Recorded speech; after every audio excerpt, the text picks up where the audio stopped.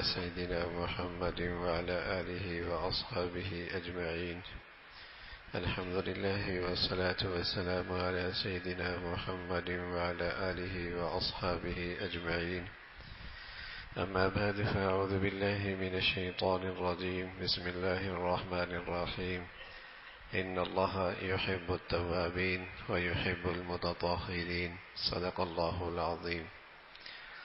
اللهم صل على سيدنا محمد وعلى آل سيدنا محمد وبارك وسلم. اللهم صل على سيدنا محمد النبي الأمي وعلى آله وأصحابه وسلم.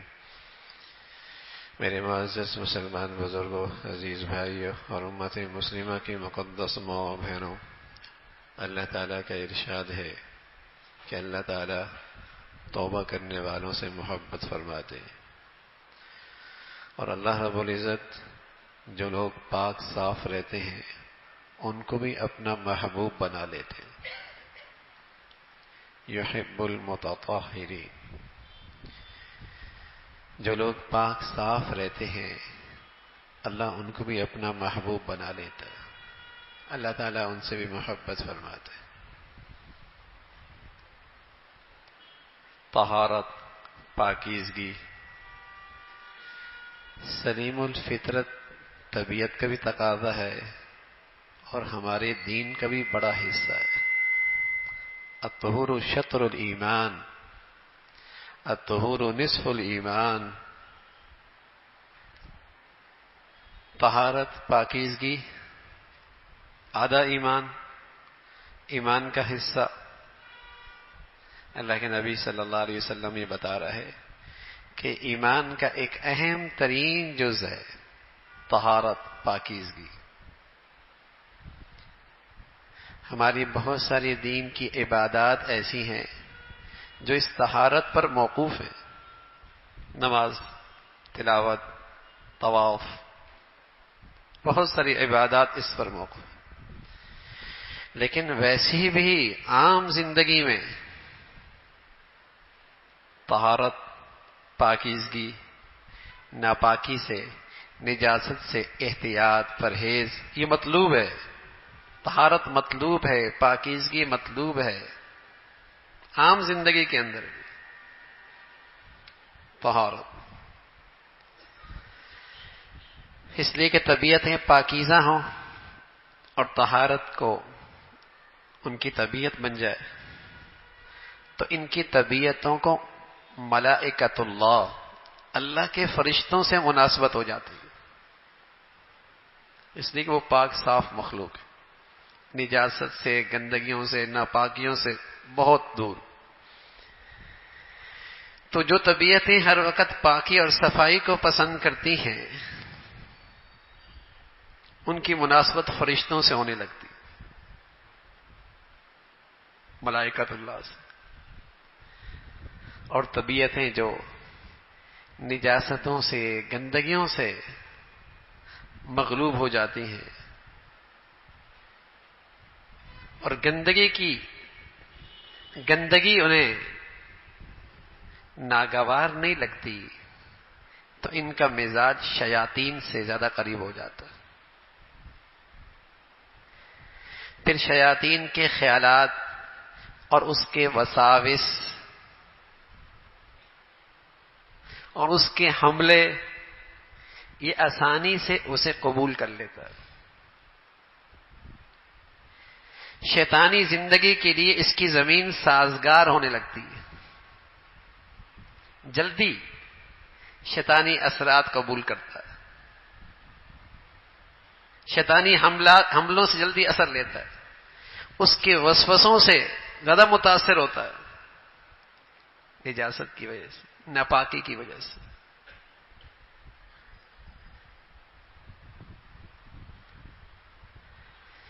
یہ طہارت اور پاکیزگی ایک تو وہ ہے جس کے لیے وضو کرنا پڑتا ہے، غسل کرنا پڑتا ہے،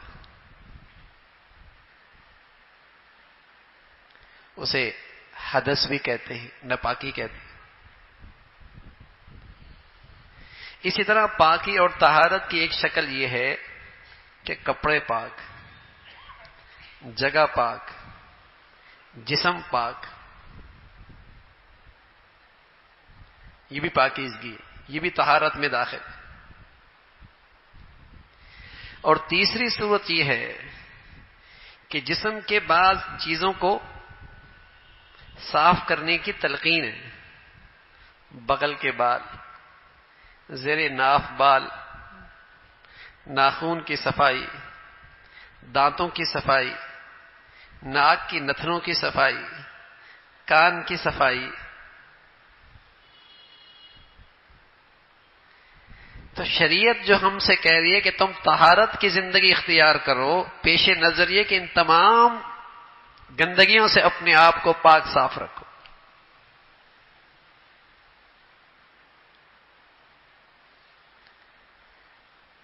ایسی ناپاکی جس کے لیے وضو کرنا پڑتا ہے، جس کے لیے غسل کرنا پڑتا ہے، جس کے لیے استنجا کرنا پڑتا ہے، یا کپڑوں پہ گندگی لگ گئی، جسم گندا ہو گیا، جگہ گندی ہو گئی، اس سے پاکیزگی اختیار کرو۔ یا جسم کے بعد حصوں کو صاف رکھنا، زیر ناف بال صاف رکھنا، بغل کے باب صاف کرنا، ناخون صاف رکھنا، دانت صاف رکھنا۔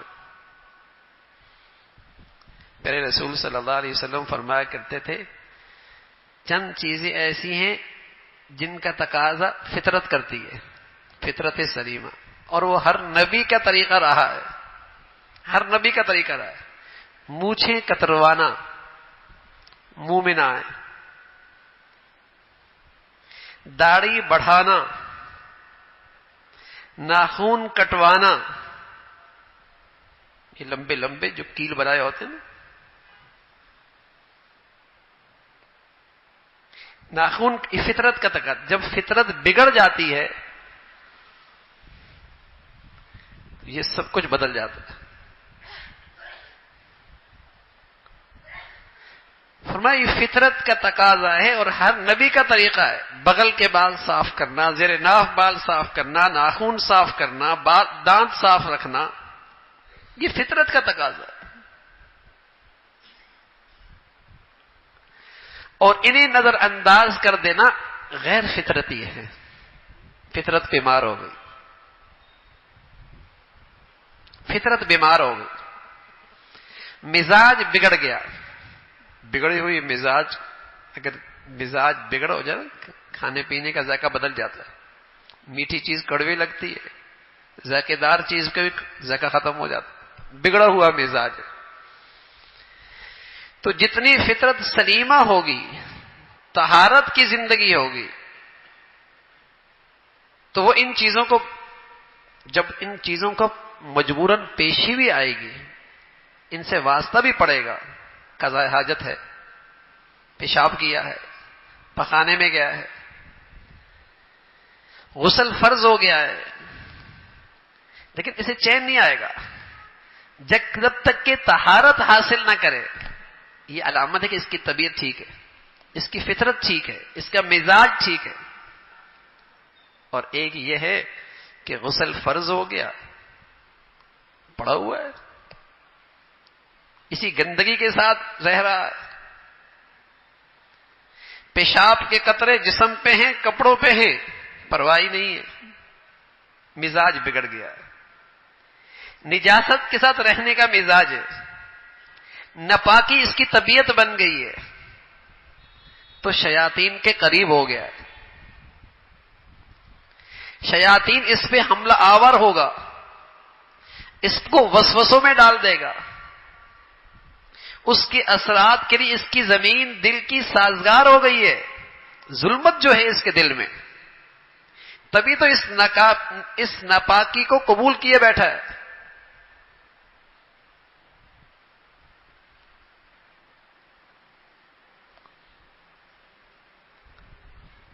صاف ستھری زندگی، کپڑے صاف، جسم صاف، تکلف نہیں کہ اتنا قیمتی لباس ہو، اتنا بڑھیا ہی ہو، یہ مطلوب نہیں ہے۔ صاف، بال صاف، جسم صاف، جگہ صاف، اور جسم کے جن جگہوں کو صاف کرنے کی شریعت نے تلقین کی ہے، جو ہماری فطرت کا تقاضا ہے، اس کا اہتمام کرنا.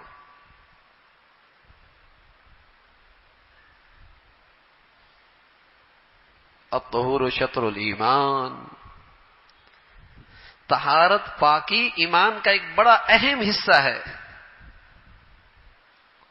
اس کی اہمیت اور اہتمام سے یوں بیان فرمائے، الطہور نصف الایمان، پاکی اور صاف رہنا تو آدھا ایمان.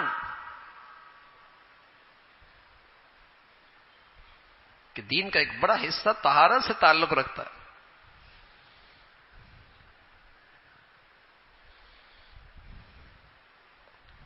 اللہ کے نبی صلی اللہ علیہ وسلم گزر رہے، ایک قبر کے پاس رک گئے. ساتھی ابن عباس رضی اللہ عنہ فرمانے لگے، ہم ساتھ تھے. آپ نے فرمایا ان دو قبر والوں کو عذاب ہو رہا، اور ساتھ یہ بھی فرمایا کہ ایسے کسی بڑے گناہ میں عذاب نہیں ہو رہا کہ جس سے بچنا کوئی بہت مشکل ہو. عذاب تو ہو رہا ہے، گناہ کی وجہ سے ہو رہا ہے. اللہ کے نبی ہیں، اللہ نے آگاہ فرما دیا، لیکن ساتھ یہ بھی فرمایا کوئی ایسے بڑے گناہ نہیں ہے کہ جس سے بچنا بہت مشکل ہو. ایسے بھی گناہ نہیں. پھر آپ علیہ الصلوۃ والسلام نے فرمایا ان میں ایک تو چغل خور تھا، چگلیاں لگایا پھرتا تھا، جو ہمارے گھروں کی اس وقت بڑی غذا ہے نا، چغل خوری ہو رہی ہوتی ہے، کبھی ساس کی، کبھی بہو کی، کبھی بیٹے کی، کبھی باپ کی. ہاں، چغل خوری ہو رہی ہوتی ہے، چگلیاں کھا رہے ہوتے ہیں.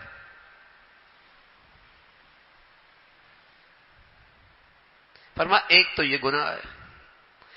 دوسرا فرمایا یہ جو دوسرا ہے یہ پیشاب کے قطروں سے نہیں بچتا تھا، اس کی وجہ سے عذاب ہو رہا.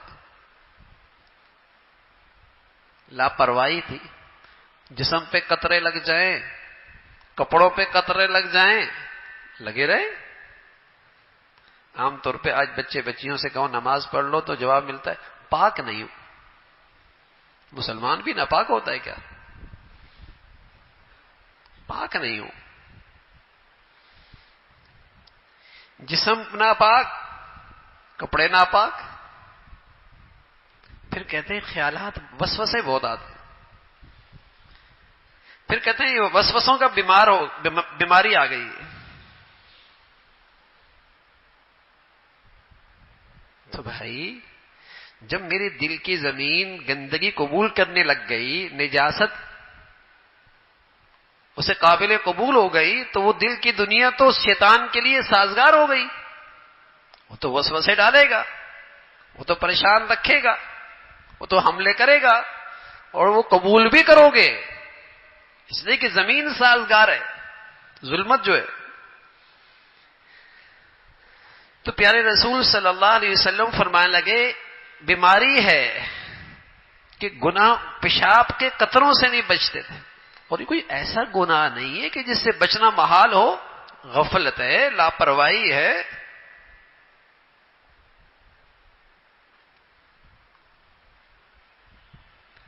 طہارت کا اہتمام نہیں ہے.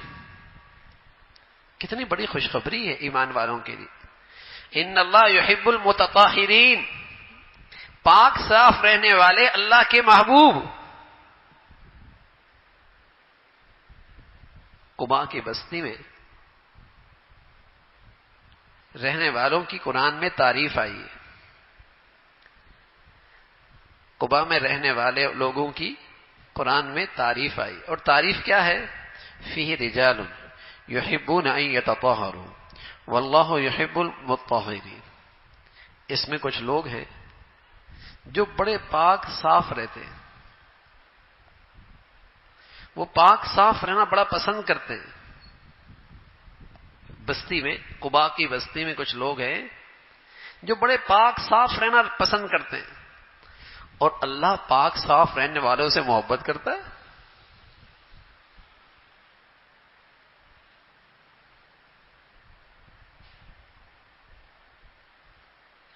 تو پاکی کی زندگی، ناپاکی کی زندگی نہیں، صفائی کی زندگی، نجاست اور گندگی کی زندگی نہیں.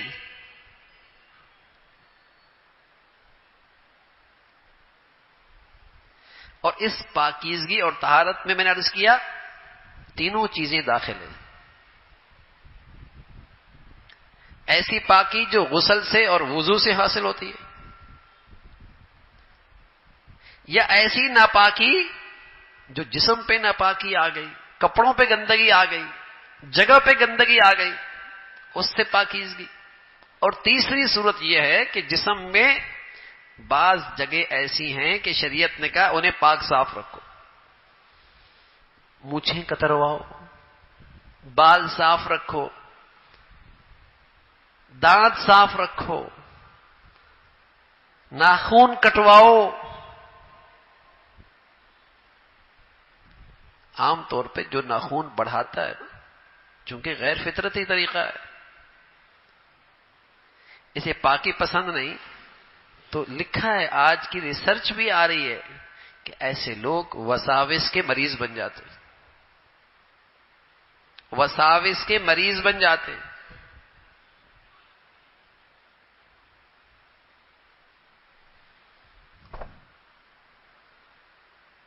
آج پاکیزگی نہیں رہی. ویسے خوشبو لگائیں گے، سینٹ اچھا لگائیں گے، کپڑے اچھے پہنیں گے، سوٹ بوٹ بہت شاندار ہوگا، لیکن طہارت کوئی نہیں.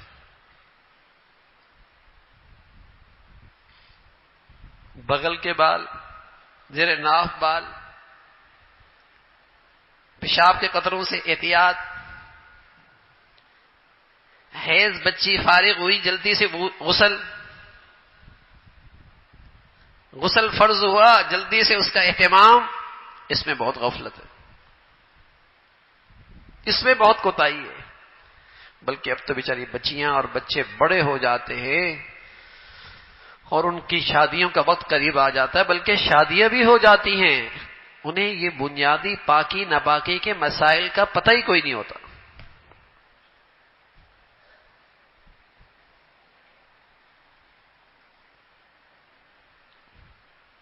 یہ وہ فرائض ہیں جو آج نئی بچے بچیوں کو پتہ ہی کوئی نہیں ہوتا. بیچاری پاک کیا ہوں گی؟ کسی بچے سے پوچھو میاں غسل فرض ہو جائے تو کیسے کرتے ہیں، تو وہ کہے گا اچھا سا صابن ہونا چاہیے، تولیہ ہونا چاہیے، پانی ہونا چاہیے. اس کے نزدیک تو غسل کے یہی فرائض ہے. شیمپو اچھا ہونا چاہیے.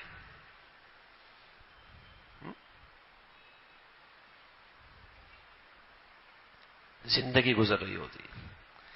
ادھر اللہ کے نبی صلی اللہ علیہ وسلم نے اپنے صحابہ سے فرمایا رضوان اللہ اجمعین، میں تمہارے لیے تمہارے والد کی طرح ہوں. یوں فرمایا، میں تمہارے لیے تمہارے والد کی طرح ہوں.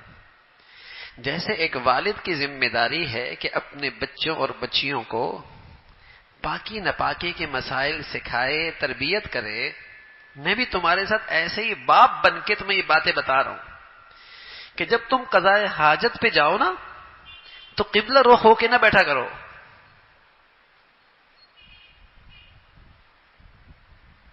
قبلہ رخ ہو کے نہ بیٹھا کرو،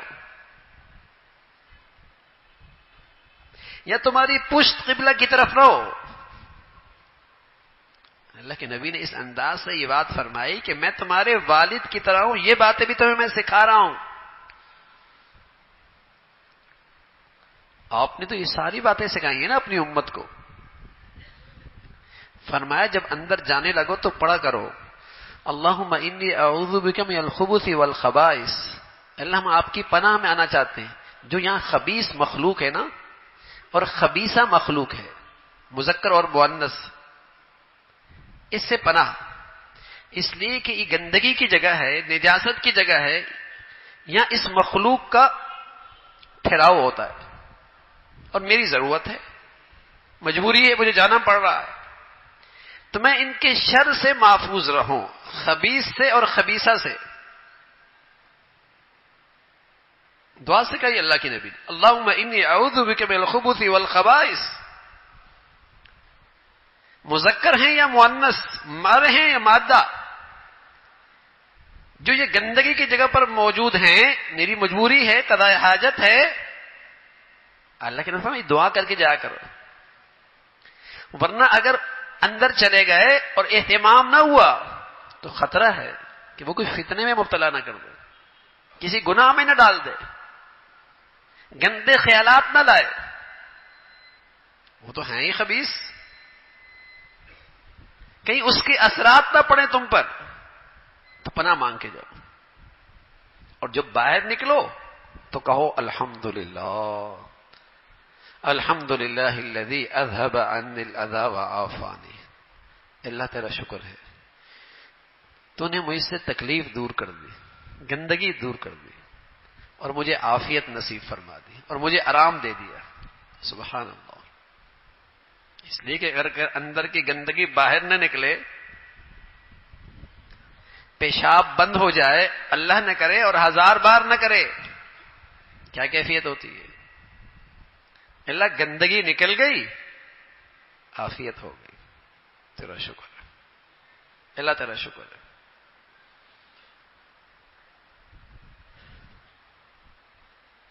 تو آپ علیہ الصلوۃ والسلام نے تو والد کی طرح تلقین فرمائی، میں تمہارا والد کی طرح ہوں۔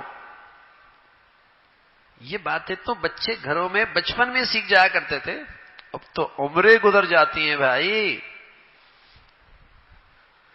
اور ان بچیوں کو بیچاریوں کو بھی پاکی ناپاکی کا کوئی نہیں پتا ہوتا، اور بچوں کو بھی کوئی نہیں پتا ہوتا کون سا خون ایسا ہے جس میں نماز نہیں پڑھنی، کون سا خون ایسا ہے جس کی وجہ سے غسل فرض ہو جاتا ہے، کون سا خون ایسا ہے جس کے ہوتے ہوئے بھی نماز پڑھی جا سکتی ہے، صرف وضو کر لینا کافی ہے، پتہ ہی نہیں ہوتا۔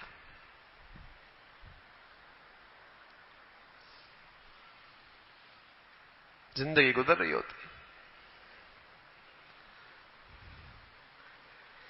طہارت نہ رہی، پاکیزگی نہ رہی، ناپاکی کے اندر زندگیاں گزر رہی ہیں، اور پھر اس کے اثرات کہ آدمی کی طبیعت گندی ہو جاتی ہے اور گندگی کو آسانی سے قبول کرنے لگتی ہے، مزاج میں ناپاکی آ جاتی ہے اور ناپاک چیزوں کو جلدی قبول کرنے لگتا ہے۔ طہارت کی زندگی، بھئی اتنا دین تو فرض ہے نا سیکھنا، کتاب سے یا کسی صاحب علم سے، اتنا سیکھنا تو فرض ہے نا کہ میں پاک تو رہوں۔ یہ کوئی سنت نہیں ہے، مستحب نہیں ہے کہ نفل پڑھ لیے ٹھیک ہے، صدقہ دے دیا تو ٹھیک ہے، عمرہ کر لیا تو ٹھیک ہے، فرض ہے کہ مجھے پتا ہو بالغ ہونے کے بعد پاکی اور ناپاکی کیسے ہوتی ہے، یہ تو فرض ہے۔ کتاب کی رہنمائی لی جائے، کسی کی رہنمائی سے کوئی کتاب پڑھ لی جائے، یا کسی کی صحبت میں بیٹھ کر اہل علم سے سیکھ لیا جائے۔ اب تو بچیوں کے لیے بھی ایسے مواقع موجود ہے،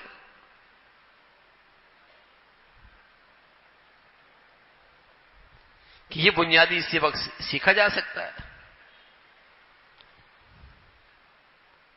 اور اللہ حفاظت فرمائے۔ بتائیے نا، اگر اسی نجاست اور ناپاکی کی حالت میں موت آنے لگی تو قریب تو شیاطین ہوں گے، اور قریب جب شیاطین ہوں گے تو زبان پہ کلمہ کیسے جاری ہوگا؟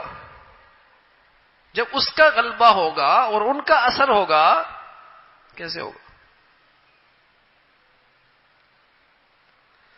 اور ایک یہ کہ سبحان اللہ، ہر وقت آدمی طہارت کے ساتھ رہتا ہے، اس لیے اللہ کے نبی صلی اللہ علیہ وسلم کا معمول تھا، رات کو جب سوتے بھی تھے نا تو باوضو ہو کے سوتے تھے،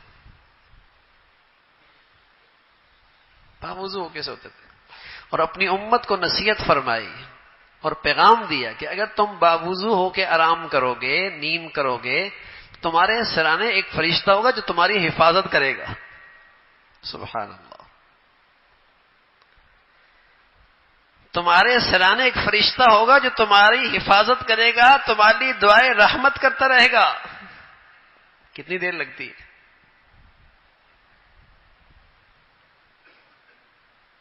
چوکیدار تو رکھ لیتے ہیں، گارڈ بھی رکھ لیتے ہیں، اور وضو کے ذریعے فرشتے کی مدد نہیں لیتے. باوضو رہو. اور بعض طبیعت تو ایسی سلیم ہوتی ہیں کہ ذرا ناپاکی ہوئی، حدث ہوا، بے وضو ہوا، فوراً وضو کر لیا. زندگی وضو میں، پاکی میں گزر رہی ہے. پاکی میں کیا گزر رہی ہے؟ اللہ کے فرشتوں سے مناسبت ہو گئی ہے. ہر وقت آگے پیچھے اللہ کے فرشتے ہیں اس کے ساتھ. پاک رہنے کا مزاج ہے.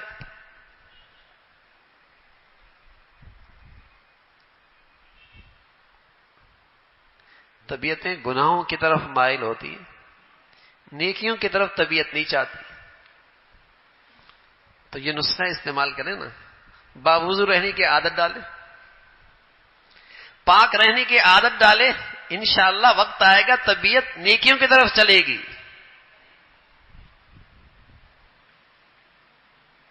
اور آہستہ آہستہ گناہوں سے گھن آنے لگے گی.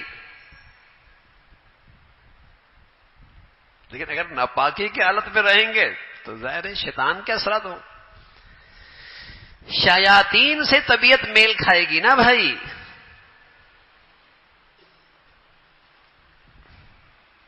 پاک صاف رکھ، جسم صاف رکھے. جن چیزوں کی شریعت نے صفائی کی تلقین فرمائی اسے اہتمام سے صاف کرے.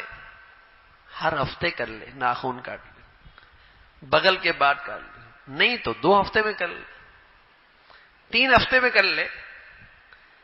لیکن اس سے زیادہ 40 دن سے تاخیر کر دی گناہگار ہے، کچرا ہے، گند ہے. ہر ہفتے کر لے، 2 ہفتے میں کر لے. صفائی کا اہتمام ہو. کتنا خوبصورت ہمارا دین ہے. کھانا کھانے لگو کہ ہاتھ صاف کر لو، دھو لو. اور جب کھانے سے فارغ ہو جاؤ پھر فرمایا ہاتھ دھو لو، کولی کر لو. سبحان اللہ.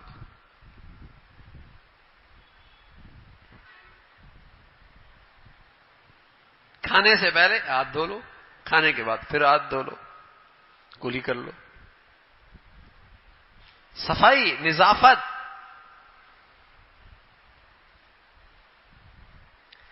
صفائی نظافت مسلمانوں کا خاص شعار رہا ہے، پہچان رہی ہے. اور یہ طہارت اور پاکی کا جو نظام ہمارے پاس ہے نا، دنیا اس سے معروم ہے. دنیا اس سے معروم ہے. الحمدللہ ہمارے دین میں تو کھانا بھی حلال کا اور پاک ہے، پینا بھی حلال اور پاک ہے، اور زندگی کا نظام بھی پاکی اور طہارت کا ہے. ان کے پاس تو کھانا بھی حرام کا، پینا بھی حرام کا، اور پاکی اور صفائی کا نظام بھی کوئی نہیں.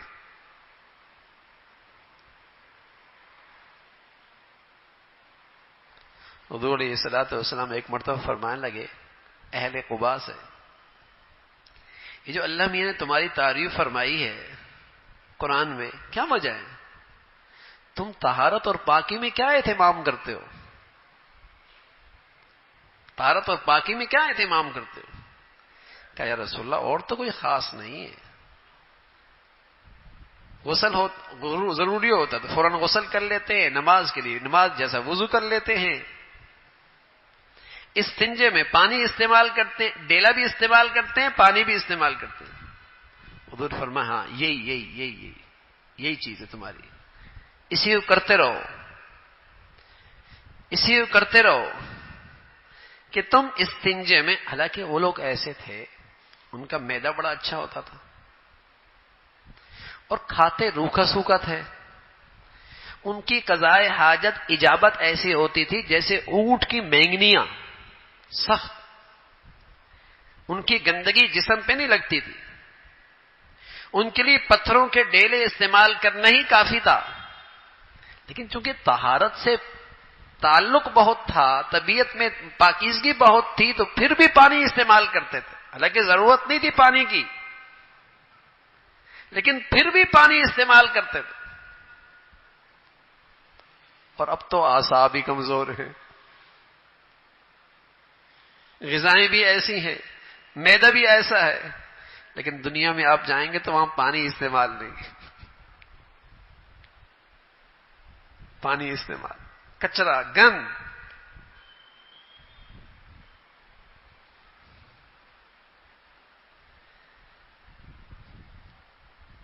صفائی، اعصاب کمزور ہیں تو اچھی طریقے سے ٹشو استعمال کرے، جب اطمینان ہو جائے پھر پانی استعمال کرے، صاف ستھرا رہے۔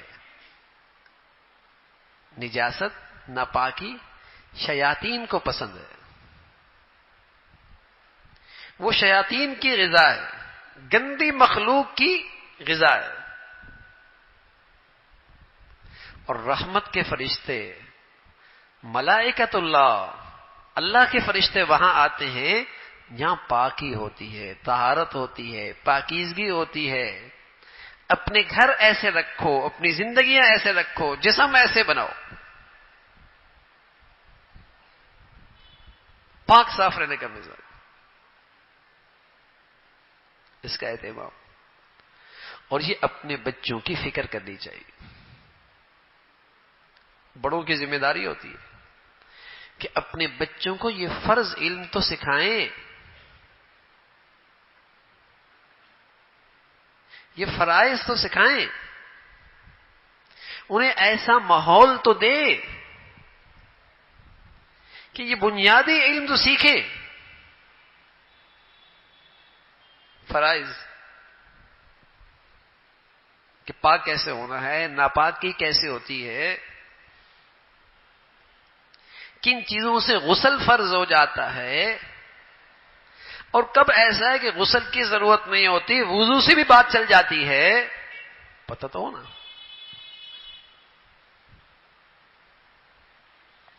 یہ تو فرض ہے، سیکھنا چاہیے۔ اور معاملہ چونکہ طہارت کا ہے، پاکی کا ہے، اور اسلام کے بہت سارے احکام کا تعلق اس طہارت اور پاکی سے ہے، تو اس کی اہمیت بہت بڑھ جاتی ہے۔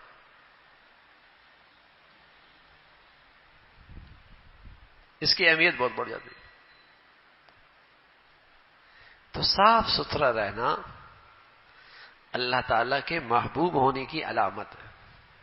جس خوش نصیب کو اس طہارت سے اور اس پاکی سے مناسبت ہو گئی کہ باوضو رہتا ہے، جسم کی گندگیاں صاف رکھتا ہے، جسم کے زائد چیزوں کو پاک کاٹ دیتا ہے، جو شریعت نے جس طریقے سے جسم کو، کپڑوں کو، جگہ کو پاک رہنے کی تلقین فرمائی، اس کا اہتمام کرتا ہے، اور طبیعت چاہتی ہے کہ پاک رہوں، تو پھر اللہ کا وعدہ ہے، یہ اللہ کا محبوب ہے۔ سبحان اللہ۔ اس سے اللہ تعالی کی محبت نصیب ہو جاتی ہے۔ کوئی مہنگا سودا تو نہیں ہے۔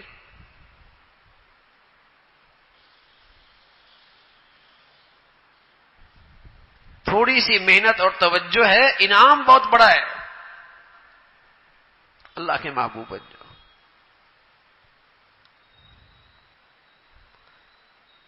اور اس سے جہاں ایک دین کا ایک بڑا حصہ اور ایک دین کا ایک بڑا جز مکمل ہوتا ہے، وہاں میں عرض کر رہا ہوں، آدمی بہت ساری شیطانی بیماریوں سے محفوظ ہو جاتا ہے، شیطانی اثرات سے محفوظ رہتا ہے۔ حضور علیہ الصلوۃ والسلام پر جادو ہوا، اور سخت جادو ہوا، اور وہاں یہودیوں میں ماہر ترین جادوگر تھے، لیکن چونکہ آپ کی زندگی بہت پاک تھی، بہت پاکیزہ تھی، اس جادو کا آپ پہ اثر نہیں ہوا۔ صرف اتنا اثر ہوا، حضرت عائشہ فرماتی ہیں رضی اللہ تعالیٰ کہ آپ کوئی چیز رکھتے اور بھول جاتے، بس، اور کوئی اثر نہیں ہوا۔ جتنا آدمی پاک صاف رہے گا شیطانی لوگوں سے اور شیطانی اثرات سے محفوظ رہے گا. شیطانی لوگوں سے بھی اور شیطانی اثرات سے بھی محفوظ رہے گا.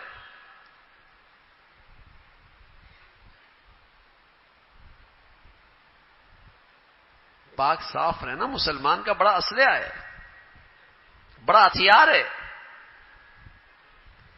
کہ اس شیطانی مخلوق سے اس کے ذریعے حفاظت ہوتی ہے. بہت ساری بیماریاں جسمانی بیماری نہیں ہوتی اور جسم میں کوئی نقص نہیں ہوتا،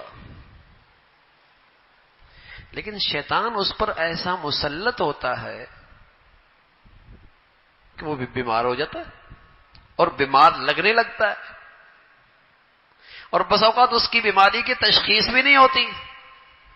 عجیب و غریب حرکتیں، عجیب و غریب زندگی. اب وہ تعویذ بھی لیتا ہے، وظیفے بھی کرتا ہے اور کرتا ہی رہتا ہے، لیکن طہارت کوئی نہیں.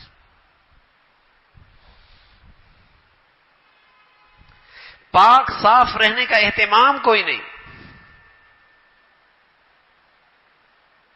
تو جراثیم قبول کرنے کے تو خود اپنی زمین سازگار بنائی ہوئی، اور پھر چیختا اور چلاتا ہے کہ یہ ہو گیا اور وہ ہو گیا.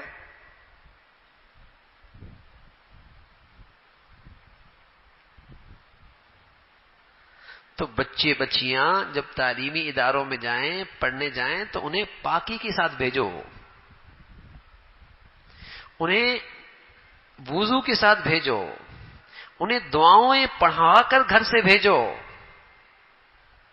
یہ ان کا تحفظ ہے، یہ ان کی حفاظت ہے. ہر جگہ شیطانی اثرات ہیں، اور یوں ہی آپ نے بھیج دیا اثرات لے کے آ جائے گی.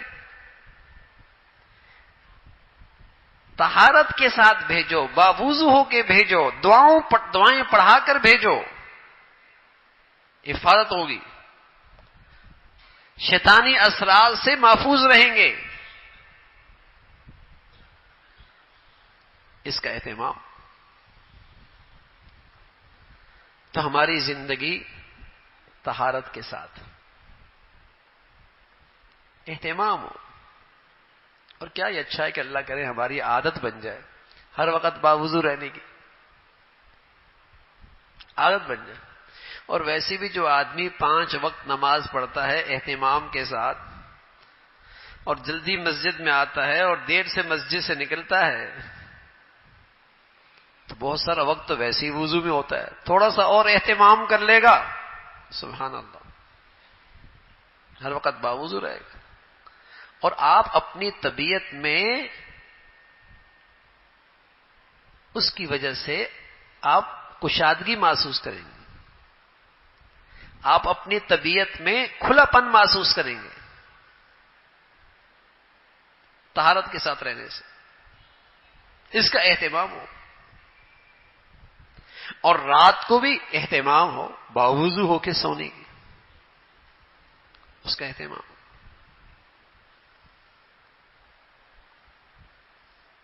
اور جب بھی قضاء حاجت کی ضرورت ہے یا غسل کی ضرورت ہے تو اس سے بے احتیاطی نہ کی جائے، لاپرواہی نہ کی جائے، جلدی پاکی حاصل کی جائے. اور اپنے جسم کو، اپنے کپڑوں کو ناپاکی سے بچایا جائے. پھر لگ جاتی ہے، انسان ہے لگ جاتی ہے، لیکن جلدی پاک ہو جائے اور اپنے جسم کو اور اپنے کپڑوں کو جلدی پاک کر لے. یہ مزاج ہو. اور یہ مزاج اپنے بچوں کو بھی بنائے، اپنے بچیوں کا بھی بنائے. طہارت کے ساتھ رہنا، پاکی کے ساتھ رہنا، پاکیزگی کے ساتھ رہنا، یہ مسلمانوں کا ایک عظیم الشان عمل ہے اور ایک بہت بڑی عبادت ہے. مسلمانوں کے ایمان کا ایک بڑا اہم حصہ ہے. میں عرض کروں دنیا کے پاس یہ چیز نہیں ہے، ان کی تو ہر چیز ہی ناپاک ہے. تو بس اوقات آدمی ان کے ساتھ بیٹھتا ہے تو مصیبت میں آ جاتا ہے، جسم سے بدبو آ رہی ہوتی، جسم سے بدبو پھوٹ رہی ہوتی ہے، کھانا ناپاک، پینا ناپاک، جسم ناپاک، نجاست سے پاکی کوئی نہیں تو بو آتی ہے۔ لیکن سبحان اللہ، ہمیں جو اپنے پیارے نبی کے واسطے سے مبارک زندگی ملی ہے، وہاں طہارت ہی طہارت ہے، پاکی ہی پاکی ہے، پاکیزگی ہی پاکیزگی ہے، نظافت ہی نظافت ہے۔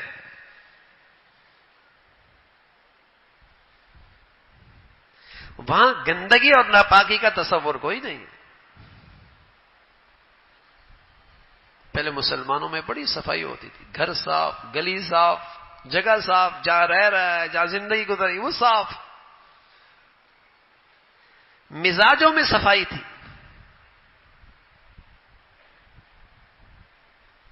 تو اس کا بھی اہتمام ہو میرے عزیزوں، اور انشاءاللہ اللہ کی ذات سے امید ہے دین کے اس حصے پہ عمل کریں گے تو بہت سارے دین کی شکلوں پہ عمل کرنا آسان ہو، اور بہت سارے شیطانی اثرات سے اور اس کے وساوس سے اور اس کے حملوں سے حفاظت ہوگی، اور ہم محفوظ رہیں گے، رات کو بھی محفوظ رہیں گے، دن کو بھی محفوظ رہیں گے، اگر اس پاکی اور صفائی اور وضو کے ہتھیار کو استعمال کرتے رہے۔ اللہ رب العزت بھائی جو کچھ کہا سنا عمل کی توفیق نصیب فرمائے۔ وآخر دعوانا ان الحمد للہ رب العالمین۔ اللهم لك الحمد كله ولك الشكر كله، اللهم لك الحمد كله ولك الشكر كله، سبحان الله وبحمده سبحان الله العظيم، عدد خلقه ورضا نفسه وزنة عرشه ومداد كلماته، اللهم لا نحصي ثناء عليك أنت كما أثنيت على نفسك، اللهم أعنا على ذكرك وشكرك وحسن عبادتك، يا حي يا قيوم برحمتك نستغيث، أصلح لنا شأننا كله ولا تكلنا إلى أنفسنا طرفة عين، يا حي يا قيوم برحمتك نستغيث، أصلح لنا شأننا كله ولا تكلنا إلى أنفسنا طرفة عين، یا ارحم الراحمین جو کچھ کہا سنا عمل کی توفیق نصیب فرما، ایمان والی، عافیت والی، صحت والی زندگی عطا فرما، طہارت اور پاکیزگی کا مزاج نصیب فرما،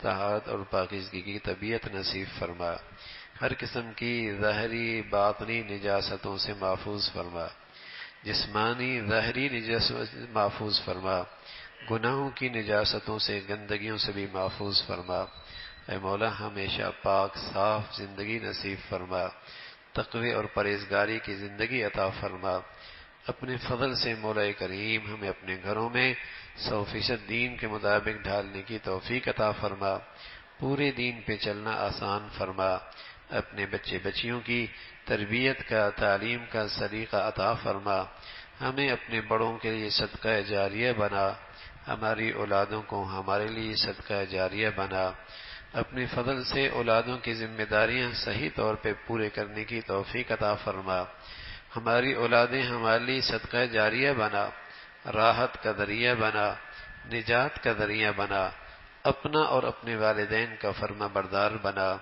اپنی فضل سے اولادوں کی نافرمانیوں سے، آزمائشوں سے محفوظ فرما، یا ارحم الراحمین اپنے فضل سے تمام حاضرین حاضرات، سامعین سامعات کی تمام جائز حاجات کو پورا فرما، مشکلات کو آسان فرما، پریشانیوں کو ختم فرما، قدم قدم پہ اپنی مدد اور نصرت فرما، اللہ شریروں سے، حاسدوں سے، بے دینوں سے، لادینوں سے، ان کے فتنوں سے ہمیشہ محفوظ فرما، اے مولا اپنی رحمت کا سایہ عطا فرما، اپنی مدد اور نصرت عطا فرما، اے مولا ہر قسم کے فتنوں سے، آزمائشوں سے محفوظ فرما، موذی امراض سے، اسپتالوں کی زندگی سے حفاظت فرما، اے مولا جو بچیاں گھروں میں ہیں ان کے لیے نیک صالح رشتوں کا انتظام فرما، ماں باپ کے لیے ذمہ داری پورا کرنا آسان فرما، جو بچیاں گھروں میں جا چکی ان کے گھروں کو محبت اور تقوی سے آباد فرما،